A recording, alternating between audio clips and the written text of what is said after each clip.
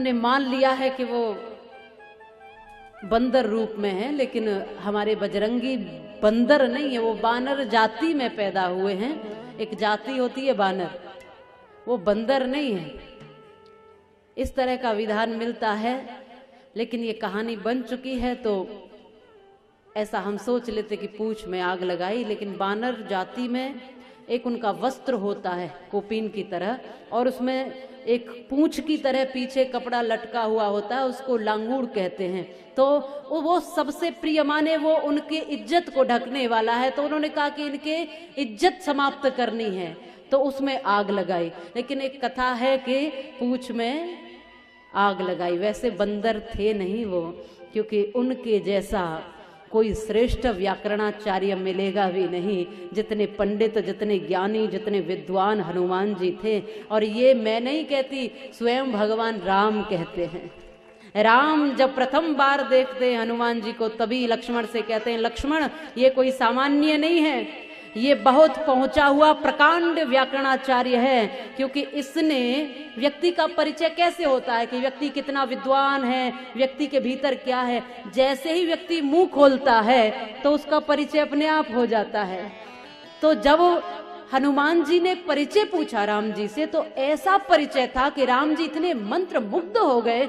लक्ष्मण जी से कहते हैं, राम ये कोई सामान्य नहीं है, हे लक्ष्मण राम प्रसन्न, ऐसा मैंने आज तक परिचय नहीं सुना।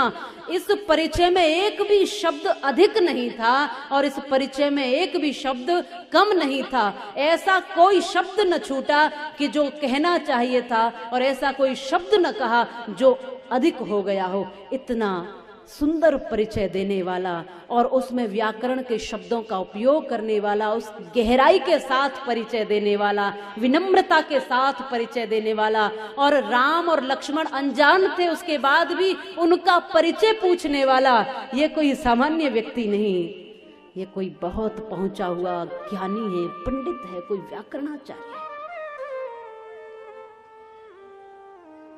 हमने मान लिया है बंदर,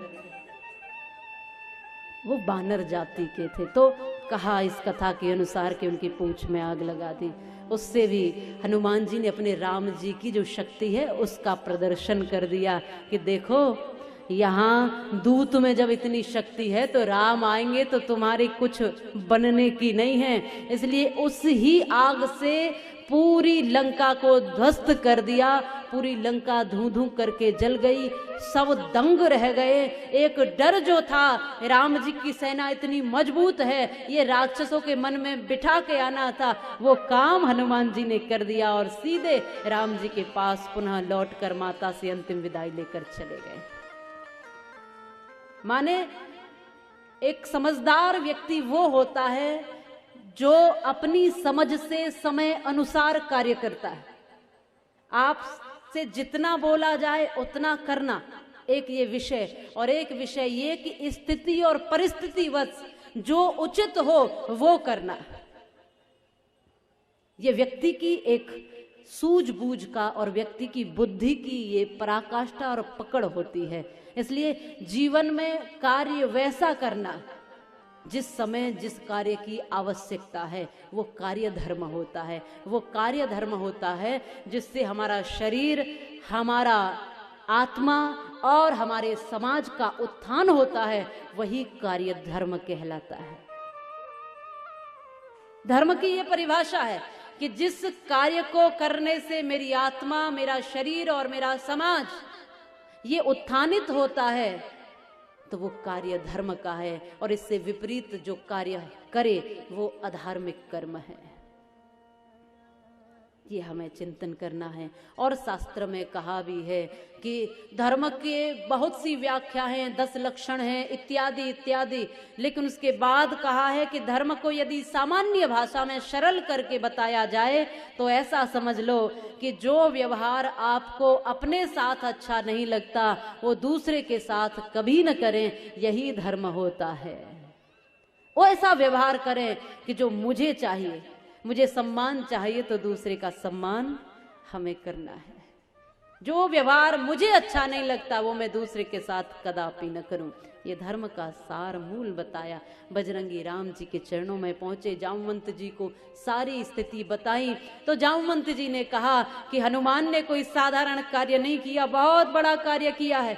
ये कोई सामान्य कार्य नहीं करके केवल जानकी जी की खोज करके या उनसे चूड़ामणि लेकर या उनसे कुछ निशानी लेकर ही नहीं आया। अरे हनुमान ने तो लंका को भी ध्वस्त कर दिया और आपकी शक्ति का परिचय आपका दूत देकर आया है। तो राम जी सोचने लगे इतना बड़ा कार्य कैसे किया हनुमान। तो आज हनुमान जी कहते हैं प्रभु सो सब तब प्रताप रघुराई, नाथ न कछु मोरी प्रभुताई। इसमें मेरी कोई प्रभुताई नहीं, मेरा कोई कर्म नहीं, मेरी कोई प्रतिष्ठा नहीं, ये तो सब आपकी ही कृपा है प्रभु। ये विनम्र